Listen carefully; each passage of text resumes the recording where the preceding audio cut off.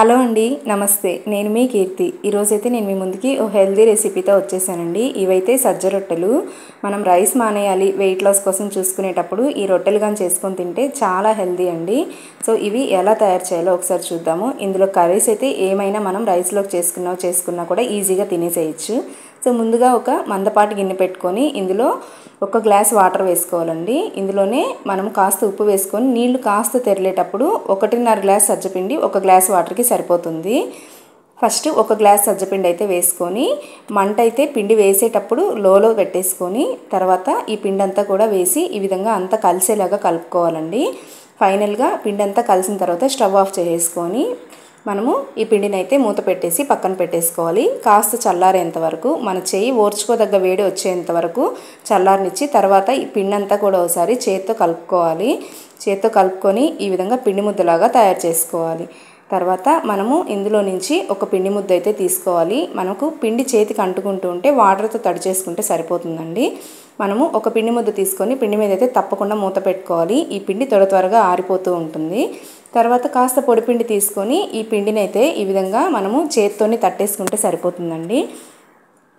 రెండు వైపులు కూడా ఈ విధంగా చుట్టుపక్కల మనకు క్రాక్స్ రాకుండా అడ్జస్ట్ చేసుకుంటూ ఈ విధంగా పొడిపిండి వేసుకుంటూ తట్టుకుంటే పిండి అయితే ఎక్కడ విరగకుండా చాలా నీట్గా వస్తుందండి. ఎందుకంటే మనము పిండిని మంచిగా వేనీళ్ళతో కలుపుకున్నాం కదా, అందువల్ల. సో పిండిని అయితే రెండు వైపులా ఈ విధంగా తట్టేసుకొని ఎంత వీలైతే అంత పలుచగా తట్టుకొని ఒక వేడిగా ఉన్న పెనం పైన ఈ విధంగా వేసేసుకోవాలి. ఈ పిండిని కాల్చేటప్పుడు ఆయిల్ అయితే ఏం అవసరం ఉండదండి. ఈ విధంగా ఒక తడి బట్ట తీసుకొని ఇది కాలేటప్పుడు కాస్త చేత్తో అలా ప్రెస్ చేస్తూ ఉంటే సరిపోతుంది. ఇలా చేయడం వల్ల మనకు పిండి అనేది క్రాక్స్ రాకుండా బాగా వస్తుంది. ఓవైపు కాలిన తర్వాత మరోవైపు తిప్పేసుకొని పూర్తిగా కాల్నించుకోవాలి. మంట అయితే లో ఫ్లేమ్లో పెట్టకుండా మీడియం ఫ్లేమ్లో పెట్టుకుంటే ఈ రొట్టెలు అయితే బాగా వస్తాయండి.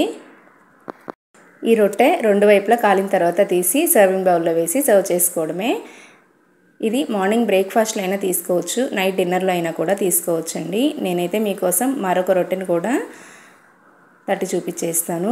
ఇదే విధంగా పిండి ముద్ద తీసుకొని మరి కాస్త పిండి వేసుకొని ఈ విధంగా పిండి అంతా కూడా క్రాక్స్ లేకుండా అడ్జస్ట్ చేసుకొని చుట్టుపక్కల తట్టేసుకోవాలండి. మనకు పిండి అయితే ఎక్కడ చేతికైతే అంటుకోదు. తర్వాత ఇదే విధంగా పిండిని అయితే కడాయి పైన వేసి కాల్చేసుకోవడమేనండి. సో ఇంతేనండి, సజ్జ రొట్టెలు అయితే రెడీ అయిపోయాయి. మీరు కూడా ఈ రెసిపీని తప్పకుండా ఒకసారి ట్రై చేయండి. మీకు ఎలా వచ్చిందో నాకు కామెంట్ ద్వారా తెలియచేయండి. వీడియో నచ్చితే లైక్ చేయండి, ఛానల్ని కూడా సబ్స్క్రైబ్ చేసుకోండి.